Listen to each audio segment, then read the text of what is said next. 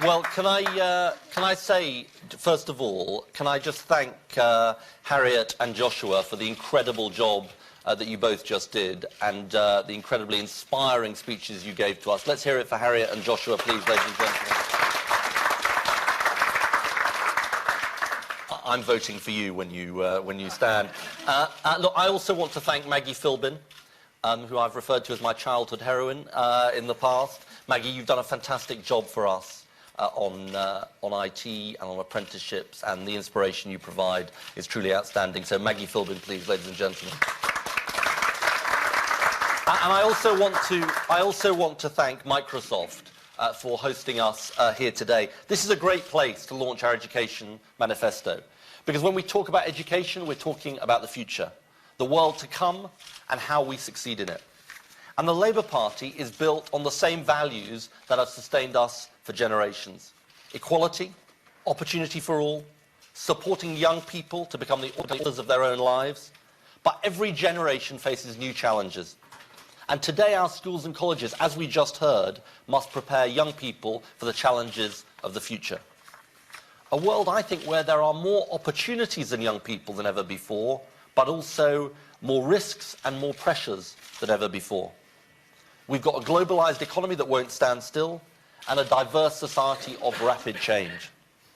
Now, in that world, I think it's our task to give our children the best chance to succeed, because it's right and because it's the best thing for our country. And that's what our education manifesto, which Tristram and Chuka will be talking about shortly, is all about. Because in education, as in everything else, this election comes down to a clear choice between two different visions. Do we think we can succeed as a country with a few at the top doing well, or do we need everyone to succeed for us to thrive, getting the best out of all of the talents that our great country has to offer? Now, our better plan for education, just like our plan for the country, is based on a simple truth: that we can only succeed if we prepare all our young people for the economy of the future. So how do we compete in this world? Well, not, in my view, by taking part in a race to the bottom of low skills, low pay, and insecure jobs, but by winning a race to the top. And so our schools and colleges need to prepare young people for that. And I think it's about knowing, first of all, that there's more to education than just doing well in exams, as important as they are. Creativity and imagination, being able to dream of a better future, all of those things are important. And so that requires a different set of priorities for our schools. Now, I have a different view from my opponents about how we succeed. I worry they've been narrowing horizons in schools when they should be widening them, stifling creativity, not encouraging it. And I also believe that standards have been slipping when we should be enhancing them. And I think their plan to cut back education in the next 5 years, when we should be investing, is wrong for young people and wrong for our country. It's not how our country will succeed. Our better plan is built on investing in education, protecting the entire education budget in real terms, and it starts in the early years. Putting Sure Start back at the heart of our communities, focusing on early intervention. Guaranteeing smaller class sizes for 5-, 6-, and 7-year-olds. Ending the ridiculous situation where they're building new free schools in areas with surplus places while class sizes are soaring elsewhere. And our plan, and this is crucial, will guarantee a future for all our children, not just some. And look, let's admit a truth that we've known for decades in this country but haven't acted on. And Joshua, I think you talked about it very well. For too long, education has separated opportunities for our children according to whether they're interested in an academic or vocational route, putting them onto two different paths, two divergent paths, held frankly at different levels of esteem, which leaves so many young people without the real choices that they deserve. So our plan will finally end this great educational divide, creating a gold standard vocational route through education, a world-class technical baccalaureate, maths and English till 18, proper work experience, and crucially, a guaranteed apprenticeship place for every young person who gets the grades, as well as new technical degrees at our universities. But let me also say this: we know even this isn't enough. It's no good having a system in place if young people don't know how to use it and navigate their way through. If young people aren't supported on the journey from education to work. if young people don't get the right advice. Now, I think it's fair to say that careers advice has been a long-term problem in our education system. But under this government, the system is badly, badly failing. It's been judged inadequate in 4 out of 5 schools, with 9 out of 10 young people saying they don't get the information they need to make informed decisions about their future. So today I can announce a new Labour guarantee, a key part of our education manifesto. A £50 million fund to provide personalised, integrated, independent advice that brings together all the options open to every young person. We will make sure there is face-to-face, 21st century, world-class careers advice for all our young people, with schools and colleges contributing by embedding careers advice through the curriculum. Now, this new system of careers advice will ensure teenagers know the choices they really have, including the route to high-quality apprenticeships. It will guarantee the right guidance to make the right choices at the right time, so that their ambitions can be realised and not held back. Because we know that every single young person in our country deserves the opportunity to succeed. Everyone in our country has a stake in our young people's future. That is the key insight of education in the 21st century. It's right to invest in young people for themselves. It's the right thing to do for our country. And this is just part of Labour's plan for education. It is a plan that invests in our future, our children's future, our country's future. This is our mission. I look forward to going out to work on it with you together. And I'm now going to introduce Tristram Hunt, our Shadow Education Secretary, to say more about our plan. Thank you very much.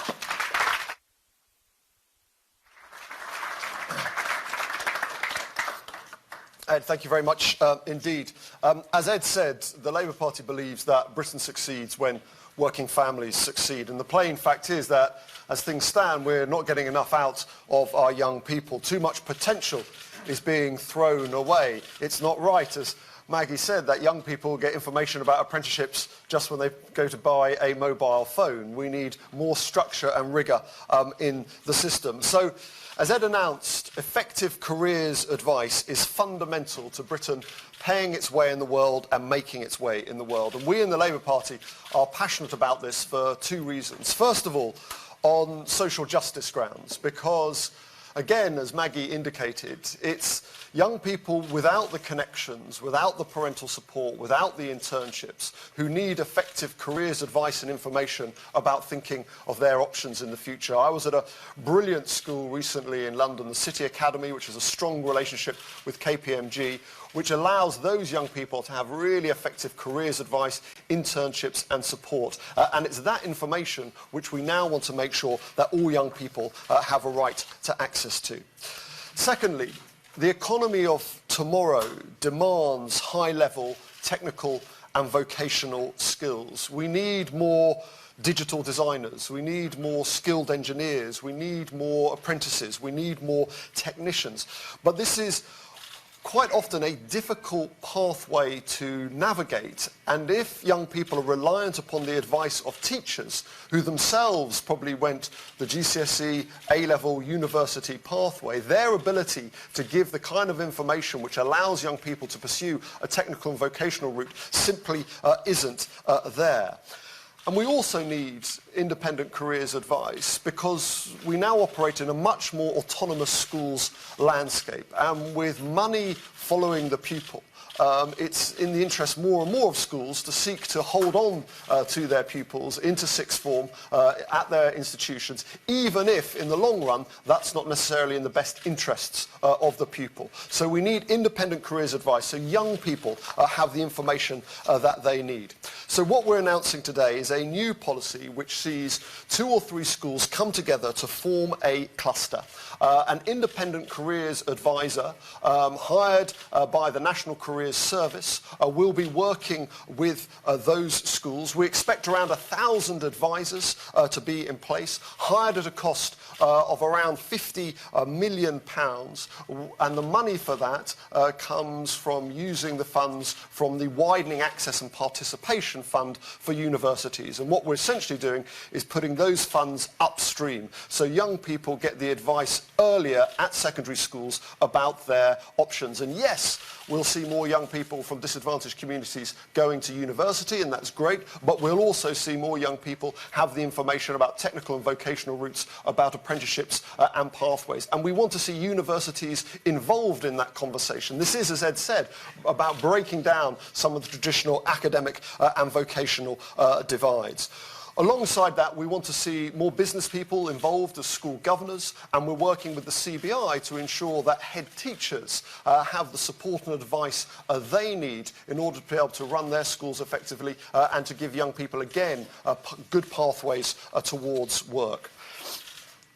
As Ed said, when it comes to technical and vocational education, when it comes to careers advice, this has been a long-running saw in the English educational system, stretching back to the Butler Act of 1944. But we, as an incoming Labour government under Ed Miliband's leadership, will be determined to change that. We're going to have work experience back in our schools. We're going to have high-quality vocational qualifications. We're going to have effective youth apprenticeships. We're going to have English and maths to 18. We're going to have new institutes of technical education at our high-performing further education colleges.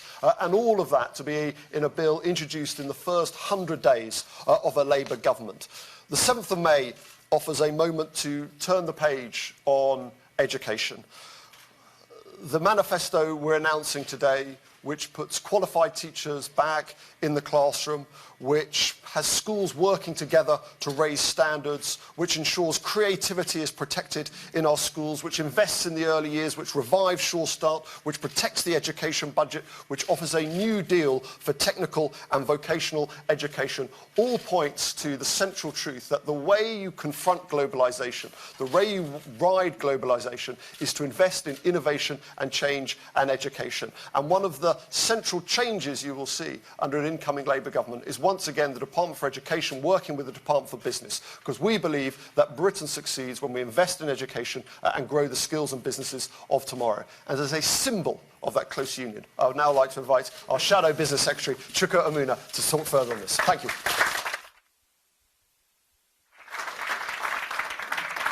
Thank you very much, Tristram. And good morning, everyone, and thanks to Microsoft for hosting us. Look, under this government, we have seen an assault on the aspirations of young people from school through to adulthood. So at school, we had the Building Schools for the Future projects, which provided a good learning environment for our young people, scrapped. When they left school and went to college, we had the education maintenance allowance taken away from them. And then when they sought to go to university, their tuition fees were trebled, and now if they had sought now to go on to an apprenticeship, we see the numbers of apprenticeships for young people falling. We're going to change that by working to restore what Ed, right at the beginning of his leadership, referred to as the promise of Britain. The idea that the next generation will be given the tools to go on and do better than the last.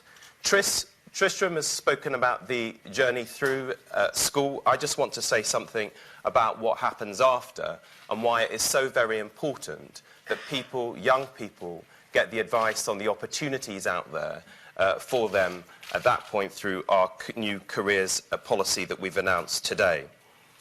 Let me just say something first about HE, and then I'll say something about the technical and vocational space. Look, we're very proud of our record on higher education. In my own constituency that I've had the privilege of representing, we saw the numbers of young people during our time in office going into higher education increase by over 80%. And we want to make sure that for young people who want to do that, there are no roadblocks in the way. And that's why we're going to be reducing tuition fees from £9,000 to £6,000 from September 2016 for our young people. It is wrong that they should be burdened with a lorry load of debt. We see average debts for graduates now coming in at £44,000, whereas under the old system it was £20,000. It is wrong too that ultimately the taxpayer should also be given a mountain of debt because of the unsustainability of the undergraduate funding system at the moment. We estimate that we're looking at £281 billion more debt for government by 2030 because of the system that is being put in place. That's why we'll be reducing tuition fees.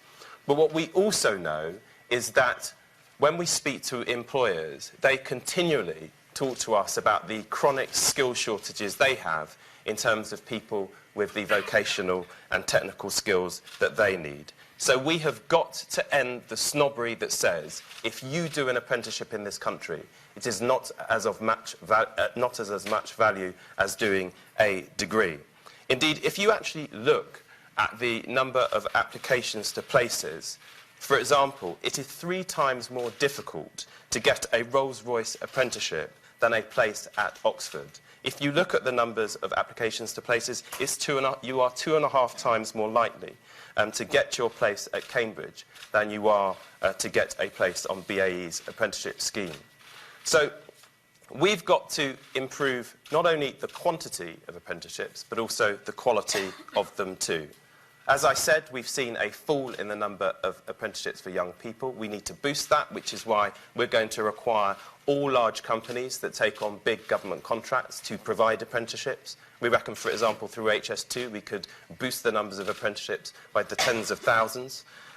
We also, though, have got to ensure that they are of sufficient quality. At the moment, we have the remarkable situation where nearly 4 in 10 employers who are deemed by the government to be providing apprenticeships don't think of the training that they provide as being as an apprenticeship. In fact, 21% of young people doing apprenticeships actually are not getting any formal training at the moment. And that is why all our apprenticeships will be level 3 and will also last, therefore, around 2 or more years, so as to protect the quality of the apprenticeship too. Finally, we also need more synergy between what is happening in the higher education sector and what our employers and businesses need. And that's why we're going to be establishing new technical degrees, which are co-designed by the HE sector, but also business, so they have qualifications there that are appropriate for what they need. We're very inspired by what the Warwick Manufacturing Group is doing, for example, up at Warwick University, where Jaguar Land Rover and Warwick University are delivering qualifications that the automotive sector need. I'll just finish by saying this. Behind me, it talks about our better plan for a better future.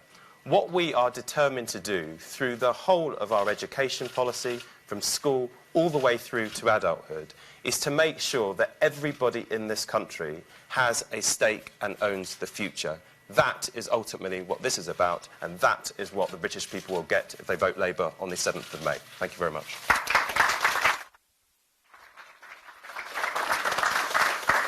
Right, we're going to take some questions. We've got educationalists, we've got members of the press. I'm going to start with the educationalists, but I will come to the members of the press, I promise. Gentlemen here, if it's a difficult question, then Tristram or Chuka will answer it for you. Hello, my name is Blaine Judd. 30 years ago, I was an engineering apprentice. I did a 4-year apprenticeship. Today, I'm a senior engineering leader and proud to be the chief executive of EngTech Now. This is a Lord Sainsbury funded Gatsby project to raise the profile of engineering technicians in the UK.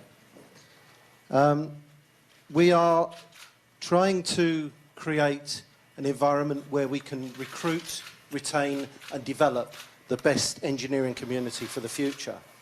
I'm pleased to hear that we are attaching quality to apprenticeships, because I think that is really essential. We don't just need enough people, we need enough quality people to sustain our growth.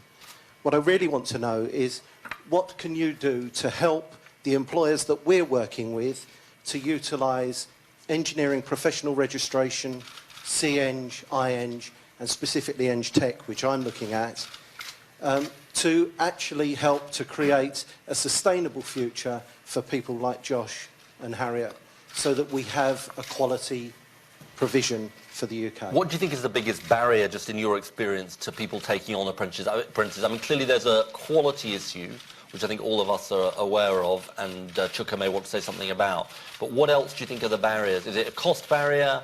Because we do perform far worse than other countries in relation to apprentices. I think actually there's a lot of an issue around confidence. When the economy is growing, people are very happy to invest in apprenticeships. Mm-hmm. They're very happy to invest in skills. Mm-hmm. When there's a downturn in the economy, they become very short-term. They start to look at survival rather than investment.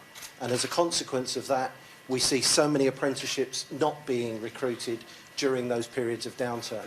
If we can provide a solid pipeline, certainly within the engineering community, that says that they have the trust to be able to invest for the long-term future, they will invest in apprentices, because most of the people like me came through that apprenticeship route. And so we believe in it, but Great. we just need that confidence. Thank you. I'm going to ask you a question. I'll take a couple more if there are others who want to ask questions. Yeah, gentleman in the red tie. Extra points for a red tie. Hi, I work for the YMCA. What's your name, sorry? My name's Liam. Hi. I work for the YMCA, and a lot of the young people that we deal with are those most vulnerable in society or disadvantaged, and Yeah. a lot of it's going to be a lot of homeless young people that come into our services.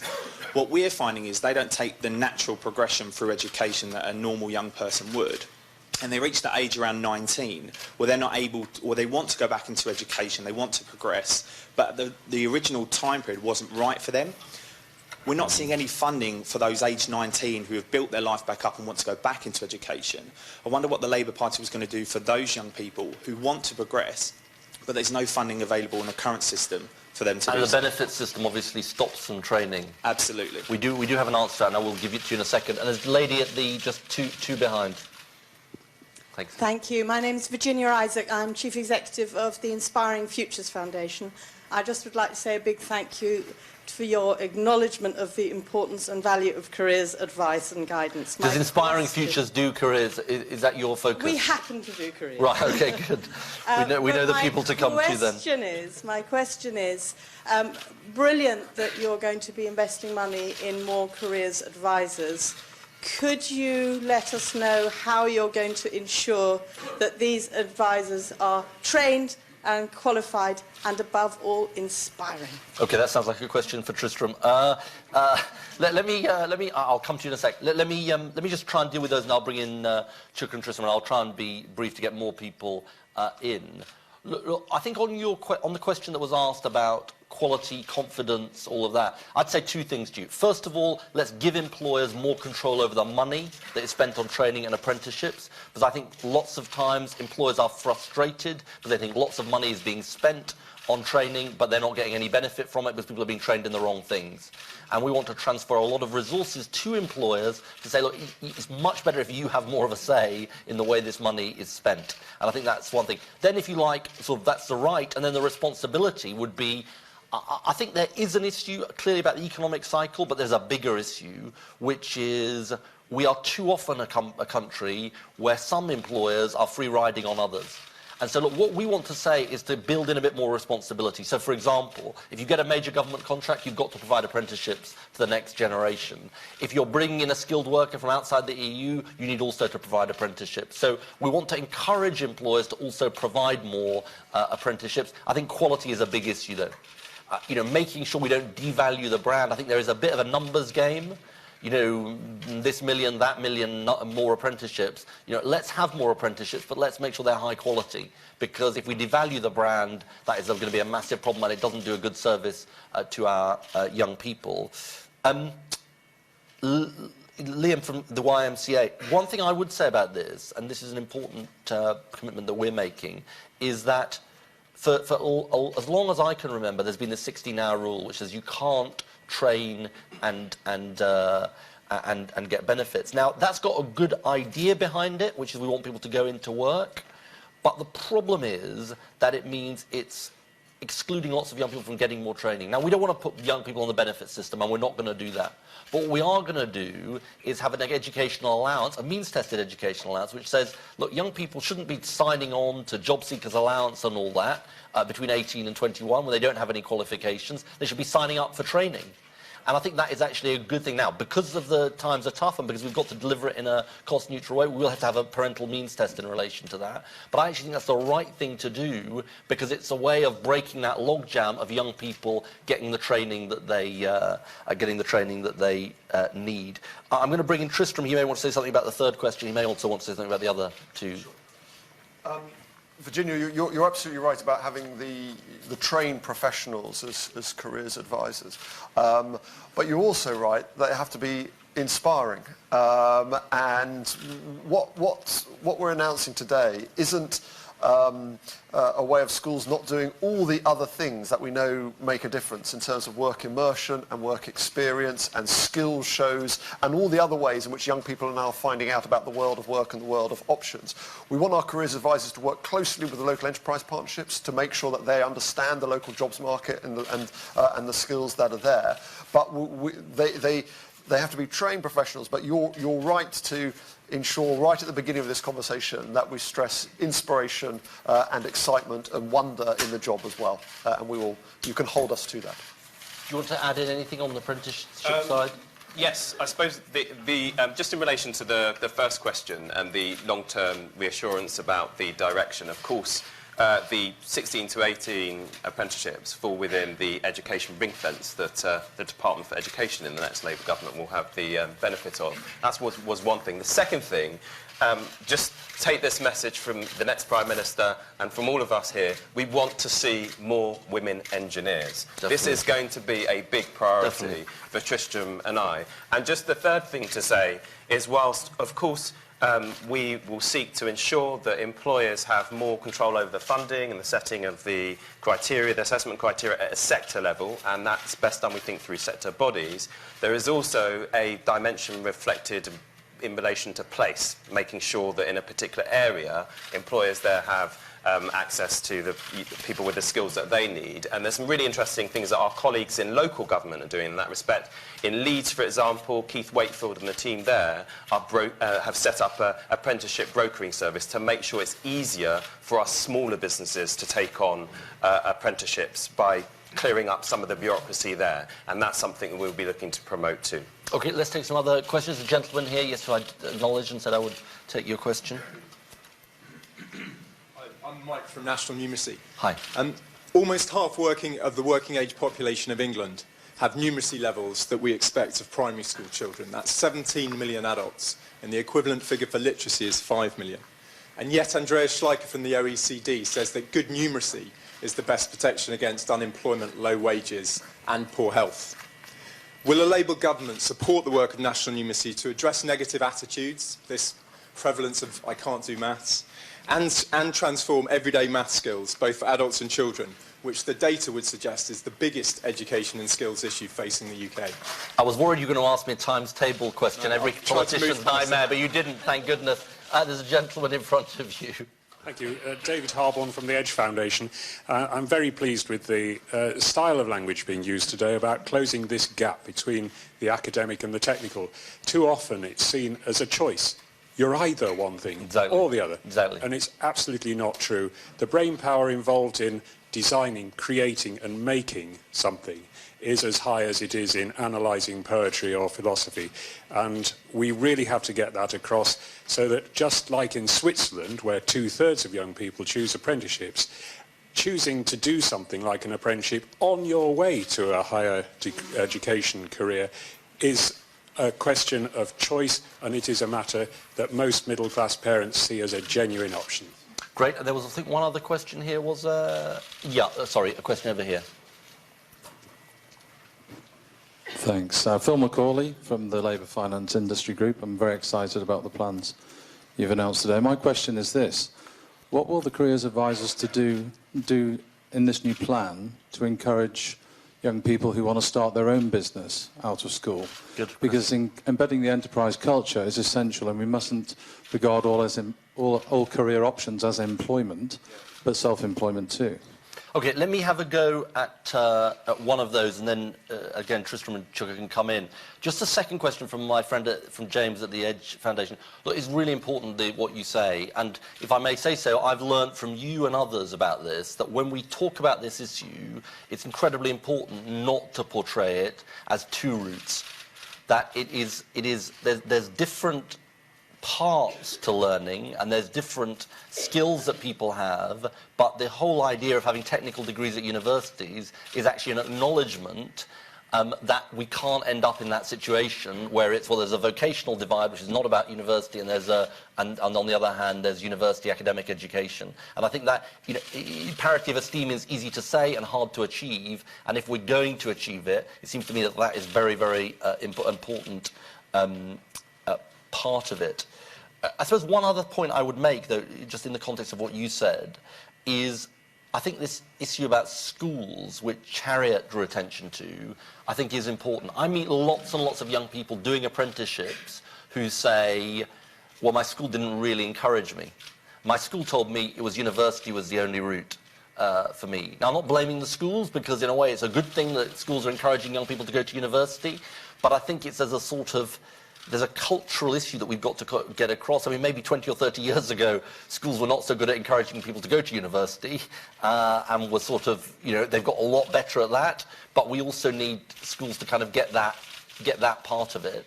And I think that's one of the reasons why work experience, getting businesses in schools, is so important. Tristram, do you want to have a go at either Mike's question, Phil's question, or both of them? I think on the numeracy issue, you're absolutely right, and the work of your charity and others is brilliant in terms of getting that into the mainstream thinking. How do you improve the quality of maths teaching? You work on the quality of teachers and the quality of teaching. And that's, to go back to your point about Andreas Schleicher, we know that no education system can exceed the quality of its teaching. So we in the Labour Party are passionate about having qualified teachers in the classroom and then working on their professional development. We're excited by what's happening with the Shanghai model coming into, teaching model, coming into the English education system, although it actually builds on some work in Staffordshire in the 1970s. But the Labour Party is going to do... about the Shanghai model. It's a conceptual problem. Yeah.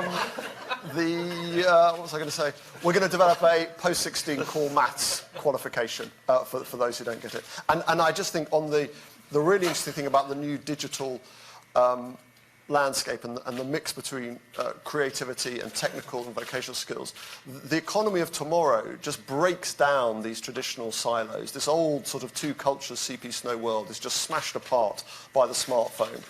That we need people with extraordinary degrees both of creativity and also of hard science, and that's what our school system has to develop. Okay, do you want to add anything, or are you... on the Shanghai model or anything else? I won't talk about Shanghai. Right. Just one thing to add. You talked about, I think the first question there, about maths and literacy. But of course, the digital space, not just amongst young people, but adults too, is a massive thing, which is why we got Maggie to do the review for us into this. You've got a situation where 1 in 5 people in our country cannot do the 4 basic things online of sending and receiving an email, surfing safely, browsing, etc. For us, that is a massive focus.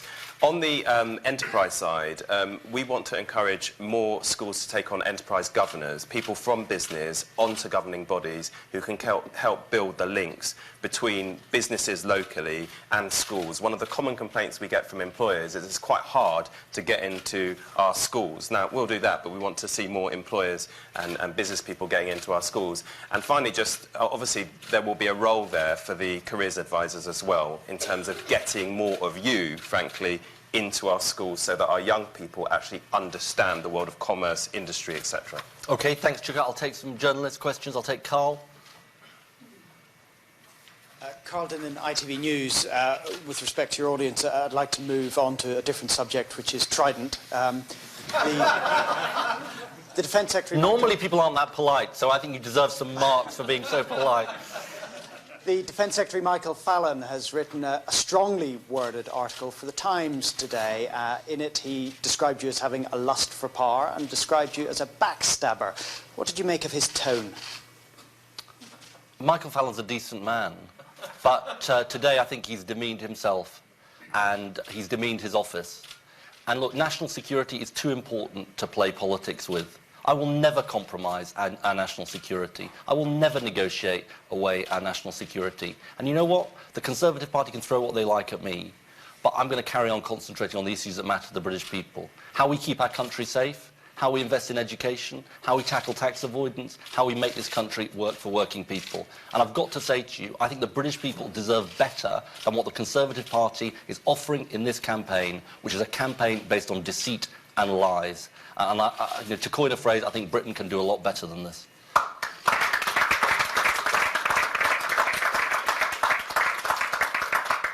Lucy. Lucy Manning, BBC News, with respect to the audience again. Will you commit to renewing Trident? Will it be 3 submarines, 4 submarines? Will you make that commitment? Well, let me make that absolutely clear. We are committed to an independent nuclear deterrent. We are committed to renewing Trident. We are committed to continuous at-sea deterrent. On the question of 4 boats or 3 boats, what we've said is we'll be guided by the experts. The experts say 4 boats. Now, it's right to have a review, because if technology changes, you can look at it. But our clear position is basically 4 boats, because that's what the experts say. And I've got to say to you, and this is why it's such nonsense, the Conservative Party is trying to create division with us when there isn't division with us. I mean, look, there are parties in this campaign who are not committed to continuous at-sea deterrent. I believe that's the Liberal Democrat position. There are parties in this campaign committed to unilateralism. I believe that's the SNP position. That is not our position. Our position is continuous at-sea deterrent, like the Conservative Party. Renewing Trident, like the Conservative Party. Multilateral disarmament, like the Conservative Party. Now, it's all very well having differences in a campaign. It's absolutely fine to have differences. But making up differences when differences don't exist on issues of national security is frankly a ridiculous and pathetic way to conduct a campaign. Sophie. Sophie Ridge, Sky News. If I can just go back to that comment by Michael Fallon, who said that you stabbed your own brother in the back. Now you're willing to stab the country in the back. Do comments like that, very personal attacks, ever really get to you? No, and I'll tell you why. Because the Conservative Party can throw what they like at me. They can make all the personal attacks on me that they want to, but I've got used to it. And you know what? I'm resilient. And I'm resilient for one reason and one reason alone, because I'm fighting for the British people in this campaign. I'm fighting for the kind of country the British people want, which I think is a country that's different from now, that works for them in a way it doesn't work at the moment. And they also want a better politics. They want a better politics than is being served up by the Conservative Party in this campaign. Because we've seen it for 2 weeks now. They have nothing positive to say about the country. I think David Cameron should be ashamed. He's got nothing positive to say about the future of the country. He's got no forward vision for the country. And he sends out his minions, like Michael Fallon, to engage in desperate smears. I mean, I think Conservatives today, decent Conservatives right across our country, decent Conservative members of Parliament, decent Conservative Party members, decent people right across Britain will say, come on, we're better than this kind of politics.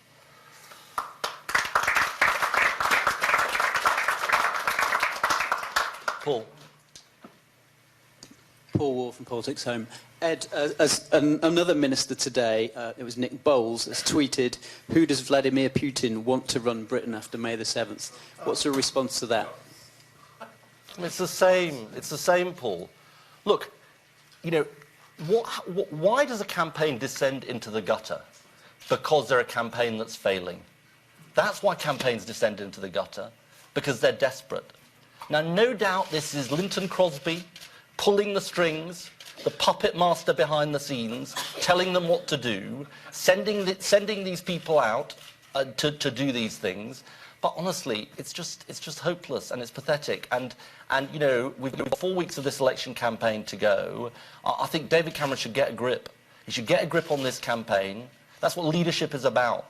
He's supposed to be running this campaign. He should take some responsibility for the kind of campaign that's being run. And you know, honestly, it doesn't bother me because I'm used to it. And we had warning that they were going to run this kind of campaign. That's fine. They can do that. But, you know, I actually think that there's an opportunity in this campaign to talk about the big issues that our country faces. Huge issues in education, huge issues about how our country is run, huge issues about our place in the world, big issues about how we make sure that we stand up to Russian aggression, huge issues. But let's talk about them in a sensible way. Let's talk about them in a mature way. Let's talk about them in a statesman-like way. Let's talk about them in a way that does far better than what the Conservative Party is doing.